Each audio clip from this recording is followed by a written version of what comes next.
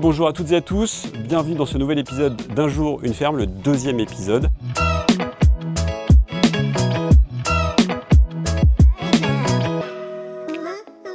Le premier épisode a bien marché, vous avez été 10 000 à le regarder et aujourd'hui dans une exploitation un peu différente évidemment et on retrouve Pauline. Bonjour. Salut Pauline, ça va? Ça va. Pas trop stressée? Non, ça va. Alors est-ce que tu peux te présenter, nous dire déjà quel âge tu as et depuis quand tu es agricultrice? J'ai 25 ans et je me suis installée en février 2022. Est-ce que tu peux nous parler un peu de l'histoire de cette ferme? Je me suis installée avec mon père donc en 2022 et on est sur la ferme depuis 1982. Ok, donc en 82 c'était ton grand-père qui s'était installé, c'est ça?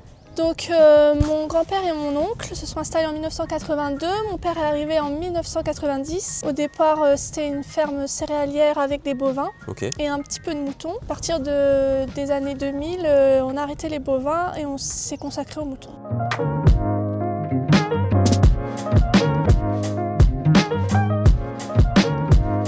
Bon allez, on essaye de distraire le chien, puis on va reprendre. Alors Pauline, est-ce que tu peux nous dire quels sont les domaines dans lesquels vous travaillez dans cette exploitation?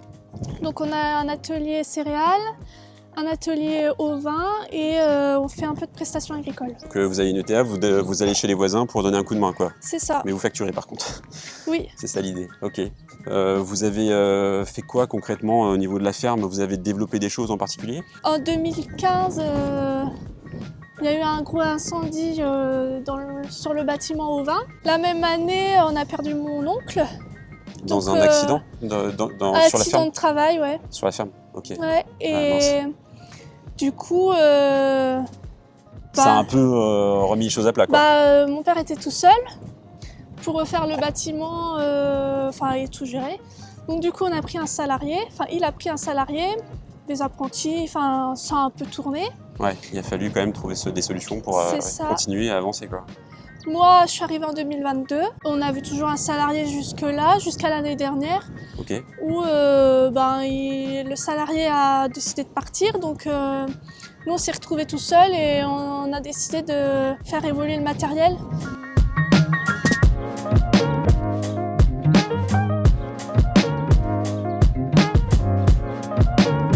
Bon alors Pauline, on va profiter qu'on est en train de se balader un peu sur les parcelles. On va rappeler combien vous avez d'hectares déjà? 370 hectares en tout, 300 hectares de céréales et du coup 70 hectares de prairies. Ok, donc là on est en train de se balader. Là c'est les voisins en face, hein. C'est ça? C'est ça. On filme pas chez les voisins, ça se fait pas. Ton chien est là, il t'accompagne sur tous les travaux ou pas? Comment ça se passe? Il me suit un peu partout. Comment il s'appelle déjà? Joker. Ouais, il a l'air plutôt posé, hein. Ouais, il est vieux maintenant. Joker. Pas facile d'être un chien d'agriculteur quand même. Hein. Il se fait un peu trimballer. Hein. Il n'a pas le temps de se reposer le pauvre. Non. Vous êtes loin de la ferme, c'est réparti comment en fait? C'est pratique, c'est pas pratique? La plupart des parcelles sont à côté de la ferme, dans un rayon de 5 km on va dire, et on a 2-3 zones plus loin, sur Resson et Bar-le-Duc. Ouais, là on est sur le plateau de Longeville-en-Barrois, c'est juste ça. pour constituer un peu, pour les gens qui connaissent pas du tout. Et après il faut traverser la ville quoi. Ouais, donc c'est pas... Ouais. Vous avez combien de parcelles comme ça qui sont éloignées? Pas beaucoup. Ouais, on en a 2-3. Ouais, ça va. Ça va, c'est pas... Mais on se déplace pas pour rien non plus.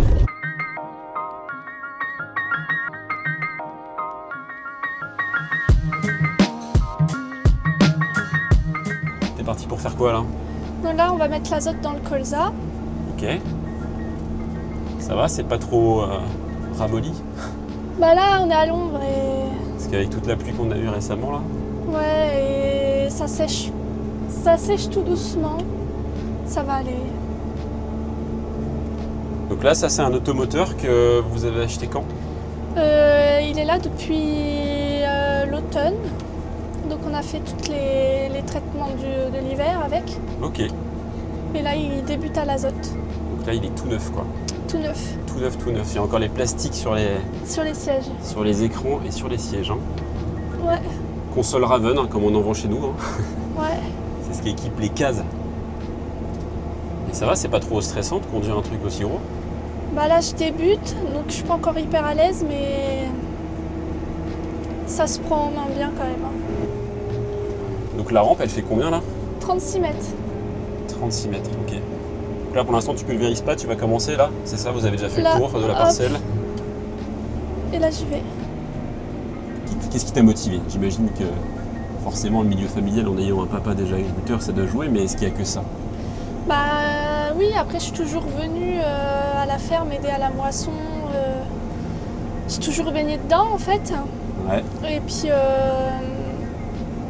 j'ai jamais pensé à m'installer concrètement. Mais à la fin de mes études,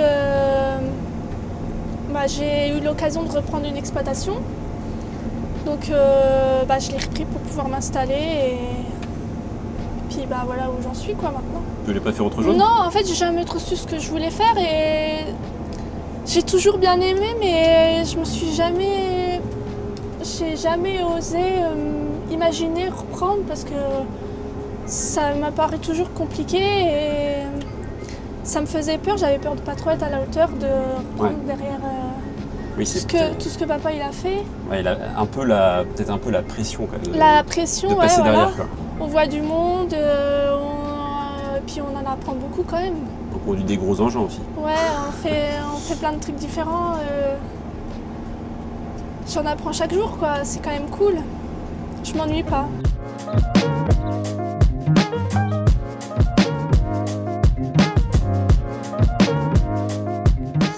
Bon alors Pauline, est-ce que tu nous ferais pas une petite visite du propriétaire, ou plutôt des propriétaires, parce que vous êtes deux. Ici on est donc à Longeville-en-Barrois, sur la commune de Longeville-en-Barrois, dans le sud meusien. Donc on a changé de département par rapport au premier épisode où on était dans le 54. Ici on est dans le 55, sud meusien, à quoi? Même pas un quart d'heure de Bar-le-Duc, c'est ça? Ouais, 5 minutes. 5 minutes, ok, donc toi tu roules vite. Ouais. Ok, donc on va faire la petite visite du propriétaire et c'est parti, je te suis donc. Donc là pour le moment on est en travaux. Là on a la fosse Ouais. où on vide à la moisson. Ok. Donc là je suis en train de faire partir du blé. En ce moment la fosse est pleine de blé. Il passe dans un convoyeur, il monte dans l'élévateur, on le trie au trieur. Ok. Et il ressort dehors de l'autre côté et il va dans le boisseau. Ah, vous êtes équipé comme à la coopérative, hein? C'est ça. Soit il va dans le boisseau, soit on l'emmène du coup dans les cellules de stockage. Donc vous êtes des stockeurs. On est des On peut stockeurs. dire que vous êtes des stockeurs. Je vais essayer de ne pas me casser le... Voilà, c'est bon. Donc vous êtes des stockeurs parce que vous avez la place, je pense, j'imagine, c'est un choix. On a la place et on aime bien être autonome. En moisson, on a toujours eu l'habitude de... Ok. Même si on veut travailler tard, tout ça. Ouais, comme ça, plus vous n'êtes pas forcément... Vous faites comme vous voulez. Après, le silo, j'ai cru comprendre qu'il n'était pas non plus Hyper tout à fait à proche, côté. Voilà, ouais. donc ça permet d'éviter de faire trop de logistique, Ça, voilà, de déplacement. et Là, vous stockez quoi? Du colza? là, c'est le colza, c'est la fin du tas. Ok. Là, c'est le blé que je suis en train de faire partir. Ok, tu vides tout et puis ça part en camion chez nous, chez EMC2, C'est ça, à Metz. à Metz, Et là, c'est port de Metz. le tas de blé de multiplication. Ah, mais vous êtes multiplicateur. Alors pour les gens qui ne On a des savent pas, contrats. multiplicateur, c'est des gens qui sont, c'est des agriculteurs qui s'occupent justement de produire de la semence en fait, on est d'accord, hein? Et voilà, donc après vous vendez cette semence-là, par exemple chez nous c'est Semlor en fait, qui s'occupe de préparer la semence et de la vendre après par la suite. Et vous faites ça tous les ans?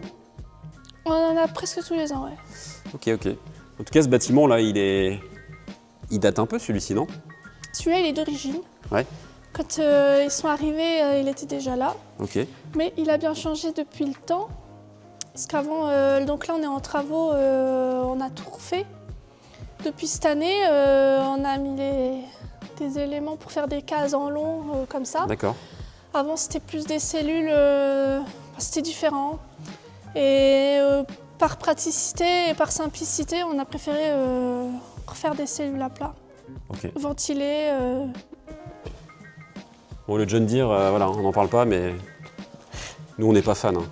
Ah ouais? Bah non, ça, c'est pas... On est allergique au verre, je crois. Oh non, il a mis le bâton dedans. Carrément. Toi, tu vas dans la... Ah bah voilà. Un accident du travail en direct. Une jeune agricultrice finit dans une fosse à grains. Hop.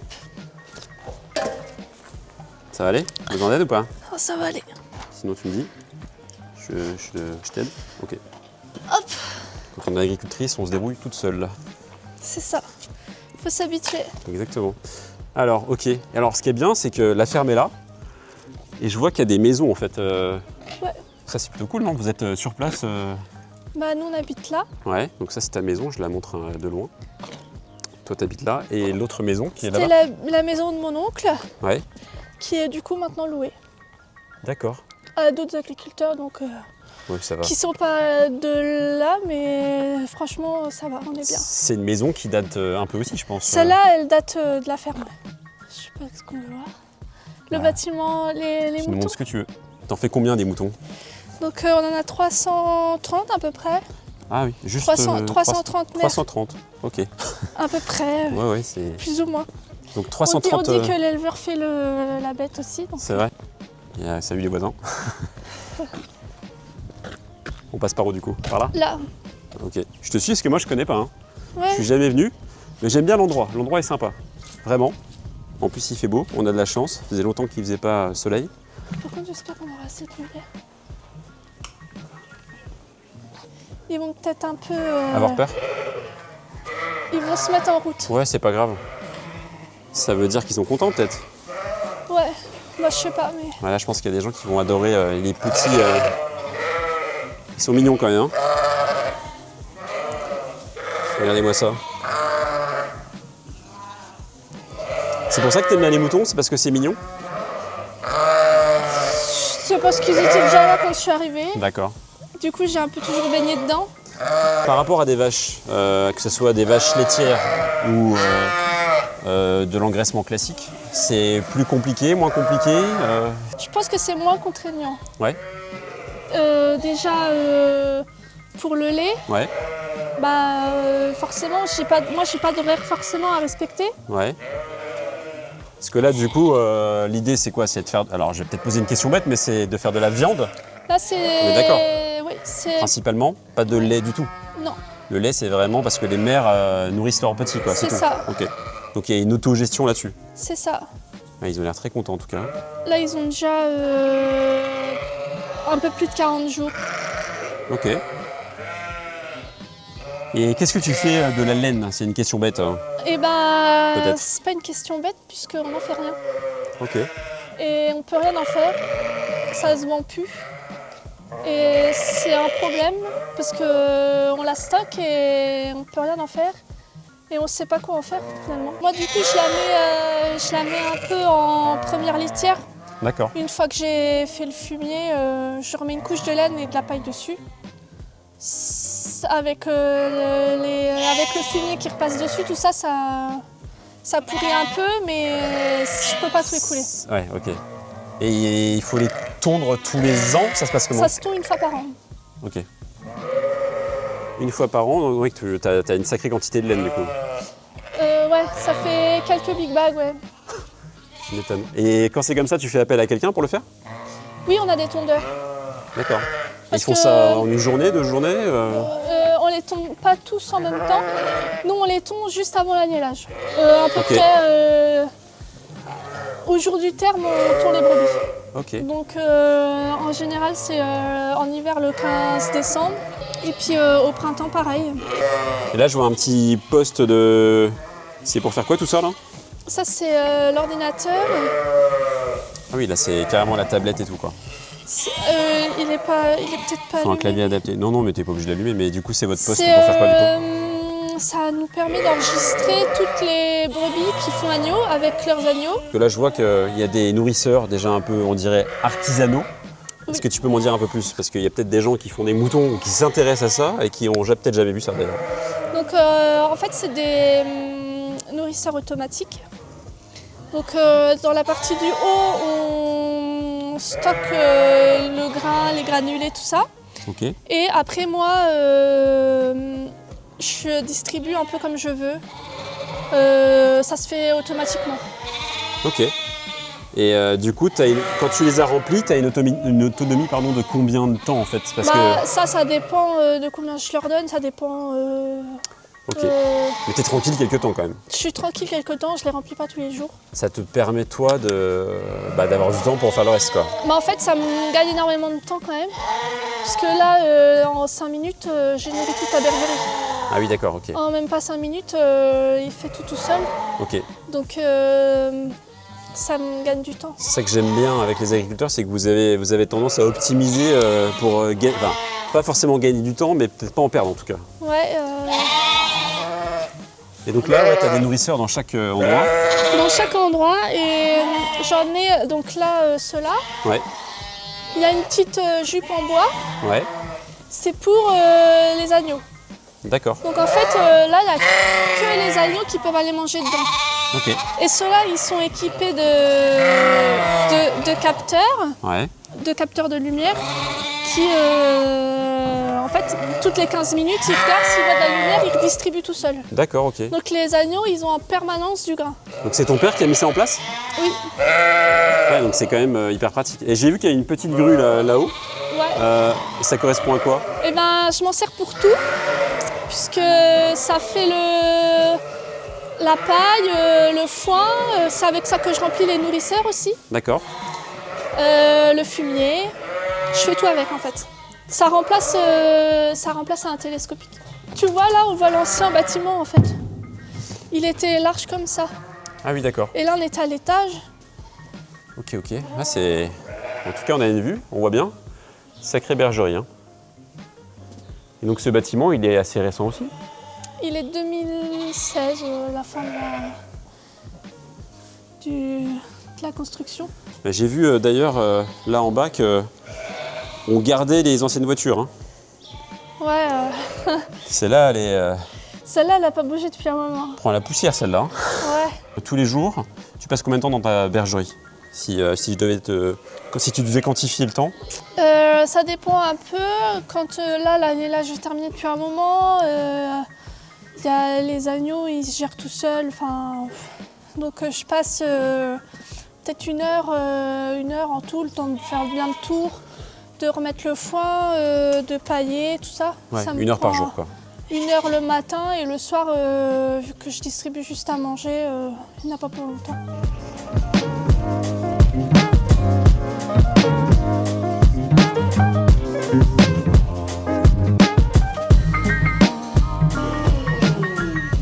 C'est bien, ouais. On avait déjà ça dans l'ancien bâtiment. On a vu cette partie intéressante avec le foin. Là, je vois que tu as un quad aussi ici. Ça te sert donc quand tu dois mettre tes moutons dans le parc. Ouais. Au parc, ouais. Et ça, tout ça, c'est... C'est tout ce qui va pareil. avec. Ouais. Donc le fil... Tout le matériel en fait. Le fil pour faire la clôture et puis les piquets. Ok. Tout se fait avec le quad, du coup. Ah, tu t'emmènes tout sur ton quad? J'emmène tout sur mon quad. Parce qu'en fait, j'ai une partie de mes parcs qui n'est pas clôturée en dur, quoi. Ok. Et je fais tout avec ça. Parce que c'est plus simple et en fait, c'est des parcelles entourées de bois. Et mettre une clôture en dur, il y a tout le temps un arbre qui tombe dessus. Ouais. C'est plus facile comme ça. Et ça me fait penser, quand tu parles du bois, ça me fait penser à quelque chose qui est en ce moment d'actualité, le loup. Oui. Est-ce que le loup, vous l'avez déjà croisé ici ou pas? On a eu une attaque il y a quelques années à Bar-le-Duc. Ok. Croise les doigts quoi en gros. On croise les doigts parce qu'il est vraiment pas loin. Ouais. Donc, toute cette partie, ouais, c'est la partie un peu matériel, bergerie. Ça, c'est quoi les bidons qu'on voit là? Ça, c'est les oligos. D'accord, donc ça, c'est des compléments alimentaires pour les animaux? Pour Non, rien à le voir. champ. Pour le champ, pardon. Ah, voilà. C'est même ces deux Encore. compléments. Ah d'accord. Encore une question de citadin, c'est-à-dire je confonds les choses, mais c'est pas grave. Et la fameuse voiture. Voilà. Celle-là, on n'est pas obligé d'en parler. Hein. C'est la voiture de ma grand-mère. Non, mais oui, mais elle a du charme. Hein. On voit que voilà, elle est d'origine. Et les compagnons de tous les jours. Voilà, le chien et le chat. Voilà. Il fait 18 degrés, grand bleu. Donc là, tu nous emmènes dans quoi exactement? Alors, c'est quoi le... Donc, la fameuse laine Voilà. qui sert à rien. C'est ici que vous les tondez? Donc en fait, les moutons, donc là-haut, entre les bottes de paille, Ouais. c'est par là qu'ils arrivent. Ok. Donc ils ont un petit circuit dans les barrières. Petite contention quoi en gros. Une contention. Et donc elle passe là. J'ouvre, je prends le mouton. Et puis il y a un tondeur là, un tondeur là. Et une fois qu'elle est tondue, elle repart quoi. Elle repart dans le trou et elle repart directement là-haut. Ça pourrait presque faire une scène de concert. Hein. Oui. Hein, je sais pas si on voit bien à Une l'image, estrade. mais ça ferait une petite estrade sympa.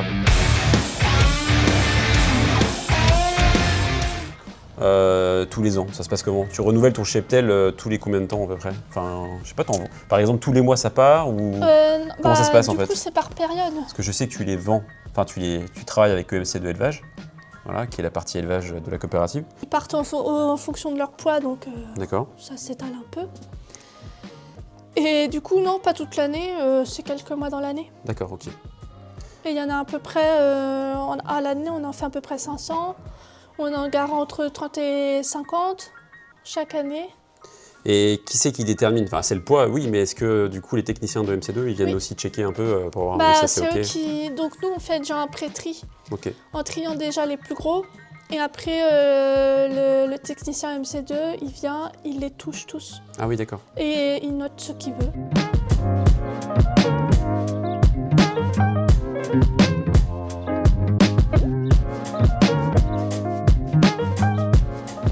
Alors tu vas nous emmener voir quoi là? Là, on va dans l'atelier. Donc c'est là qu'on fait toutes les rénovations. Je vais éviter de m'embourber parce que j'ai pris des baskets blanches, évidemment. Bon, ça, c'est pas notre voiture. Pourquoi elle dit ça? Parce que là, il y a une belle voiture démontée. Mais ouais, en gros, c'est un garage quoi. C'est le garage de Daniel, ton père, quoi, limite. C'est ça. Donc là, on peut rentrer tout le matériel qu'on veut. Ouais. Et puis on a tout ce qu'il faut pour... Bah carrément. Si j'ai besoin un jour, je viens réparer ma voiture ou un truc... Là, voilà, il y a toutes les... Tout est bien rangé, normalement. Ah oui, carrément, ouais, ok. Il y a Là, vraiment tout... de quoi faire. Alors après, moi, j'ai pas encore vu d'autres ateliers, mais ouais, il y a de quoi réparer. Ah oui, ok. Donc il y a plusieurs pièces en plus derrière. King Tony, en avant, ça, nous... Au moins, on sait que c'est là. Merci pour le petit clin d'œil. Ouais. Hein, Je veux bien celui de la nouvelle année. je le note. Du coup, il reste le hangar à matériel. Ouais.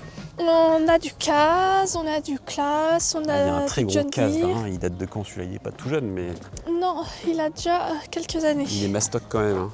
Du coup, là, on est dans le hangar à matériel. Alors, le hangar à matériel, pour ceux qui veulent voir, parce qu'il y a des gens qui aiment bien le matériel. Voilà. C'est leur tracteur le plus récent. Celui-là, eh ben, c'est même pas le plus vieux. C'est vrai? C'est pas le plus vieux? C'est celui-là où le plus vieux. Ah ouais? Il est où? Je le vois pas. Il est là derrière. Ah oui, d'accord, ok. Ah oui, celui-là, oui, là, avec la bétonnière dessus, là. Ouais.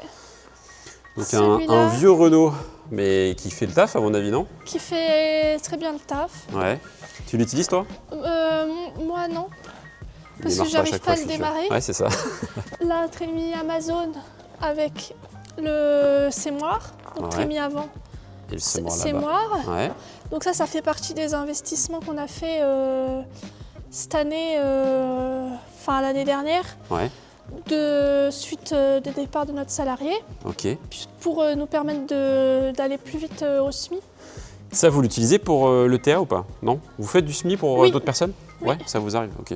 Ouais, donc, C'est en pour ça plus, qu'on a investi dedans, parce c'est qu'on en fait quand un même. investissement important, mais du coup, vous arrivez à le rentabiliser avec le TA, quoi. Voilà. Ok. Groupe de fauche, donc Ouais, je le vois. arrière et avant là, devant. Ok. Donc ça pareil pour la SARL. Ouais. C'est un beau bâtiment, là. On dirait bien qu'il a été construit pour mettre quelque chose sur le toit, non? Il est de 2012 et il y a des panneaux solaires. Voilà. J'ai cru voir là-bas au fond des choses qui me faisaient penser à des panneaux solaires. Voilà. Ça c'est une grosse benne de l'époque. Ah oui, de l'époque. Ouais, à l'époque, on faisait des bennes comme ça. Oui. Voilà. Facile à ranger, pas trop longue. Non. Donc ça c'est la moissonneuse. Voilà. une grosse classe avec des chenilles, s'il vous plaît. Qui a une saison. Ok. Là, elle est équipée avec le bec à maïs parce qu'on a fait la révision du bec. Ok. Donc la moissonneuse, elle est en Kuma. Et un Massey Ferguson. Un petit Massey. Ouais. Avec les lagueuses derrière. Ok. Voilà. Et puis évidemment, on a l'automoteur qu'on a vu aussi. Ça, c'est ma benne. La Big Ben, comme on dit. La Big Ben que tu as filmée. Ouais, que j'ai filmé quand j'avais fait la vidéo sur Suzy. Ah, elle est vraiment fat. Hein. Et il faut que tu regardes de l'autre côté. C'est-à-dire de l'autre côté. Il y a ma panthère rose. Ah bon? Tu l'as pas vue? Petite touche féminine. C'est ça.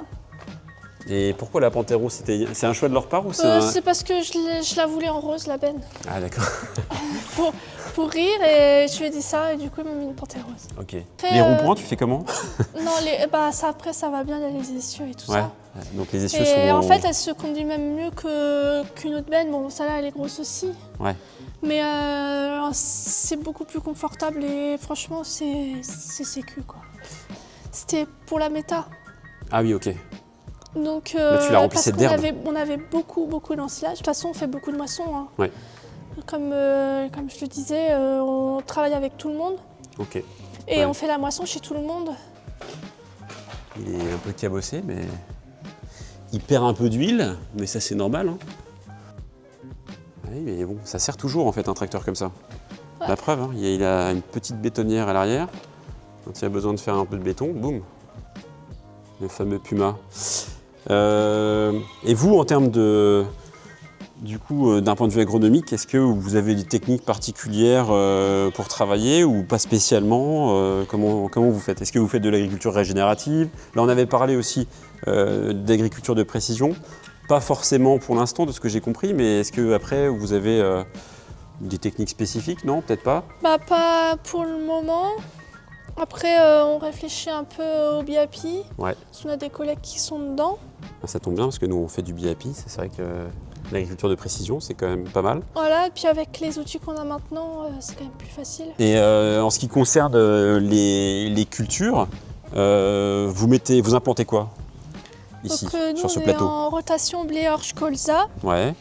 On fait un peu de pois, un peu de tournesol, un peu de maïs. Il y a des petits problèmes d'eau, des problèmes d'insectes, tout ça, ou vous avez des techniques particulières, non? Ou vous essayez de vous adapter comme vous pouvez? On s'adapte Ouais. et puis on croise les doigts. on espère que ça passe. C'est un peu le job de l'agriculteur, il faut croiser les doigts et s'adapter en même temps, c'est pas simple. On compte sur notre technicien aussi. Ouais, oui, Qui, heureusement, Fabrice. qu'il est là. Ouais, tout à fait, petit clin d'œil. Voilà.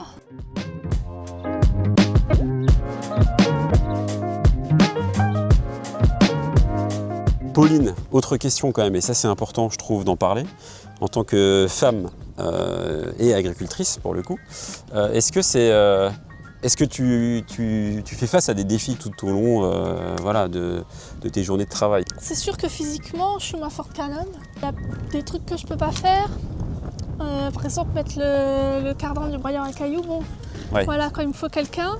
Il y a plein de trucs comme ça où il me faut quelqu'un de plus grand, un peu plus de force que moi, logiquement. Ok. Tous les outils ne sont pas forcément adaptés pour moi. Aujourd'hui, comme on l'a vu dans la bergerie, on a fait en sorte que j'ai plus facile. Ouais. Moi, tout est mécanisé, donc ça m'aide quand même. Au niveau des vêtements, tu me disais aussi, même là, c'est pas adapté quoi. Notamment pour faire les phytos, le pulvé, tout ça, j'ai du mal à trouver des EPI. équipements à ma taille Ouais. qui me conviennent ou que je nage pas dedans ou quoi. Mais c'est pas Même adapté les encore. bidons, le bidon de 20 litres, pour le mettre dans le pulvé, c'est un peu compliqué, quoi. Ouais, ok. Mais bon, après, on trouve des solutions quand même. Comment tu vois ta ferme, enfin votre ferme, parce qu'elle est quand même à vous deux, dans 5 ou 10 ans, ou enfin en tout cas dans un futur un peu éloigné? Ces dernières années, on a fait quand même beaucoup de changements, d'améliorations et tout, donc normalement, ça devrait se calmer. Ouais.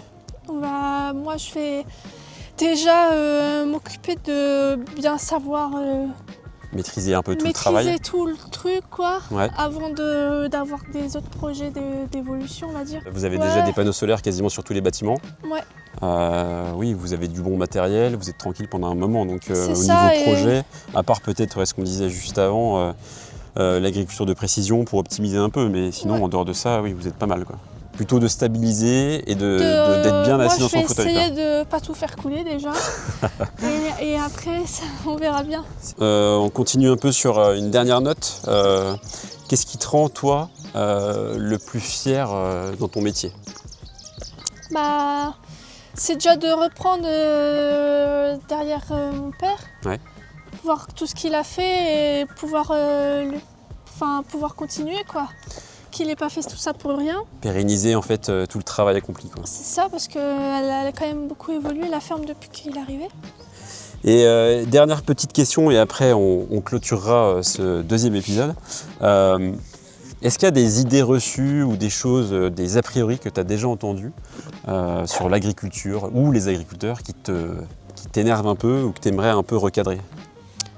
Les agriculteurs, ils polluent. Ok. Je trouve pas ça juste, parce qu'au final, il n'y a personne plus que nous qui avons besoin de prendre soin de l'environnement, finalement. Bah oui, parce que c'est votre outil de travail en fin de compte. C'est ça, et c'est pas parce que on utilise des produits phytosanitaires qu'on veut polluer ou quoi. Vous essayez de modérer un peu les choses, Oui, en tout cas, de que faire ce soit attention, raisonné, d'être vigilant, raisonner. On n'est pas là à vouloir tout le temps passer, Des produits. mettre des produits et tout, enfin, ça coûte tellement cher. Oui, vous faites attention aussi à ça. On fait comme on peut, s'il n'y a pas besoin, on passe pas. Ok. Et on fait tout pour que ça se passe au mieux, pour pas polluer non plus. Enfin, Ouais, bien sûr. nous, dans les champs, combien de fois je descends du tracteur pour aller ramasser des bouts de plastique que les gens ont jetés du bord de la route. Ouais, tout à fait. Non, mais on est d'accord, Bon, en tout cas, voilà, ce sera le mot de la fin. C'est ça. Merci Pauline d'avoir participé à cet deuxième épisode. J'espère que c'était pas trop long pour toi. Non, Je t'ai pas trop pris de temps parce que non, tes journées sont bien remplies. Merci et puis bonne continuation. Merci. Et puis si vous n'avez pas vu le premier épisode, n'hésitez pas à aller le revoir, il est sur la chaîne. Voilà. À bientôt. À bientôt.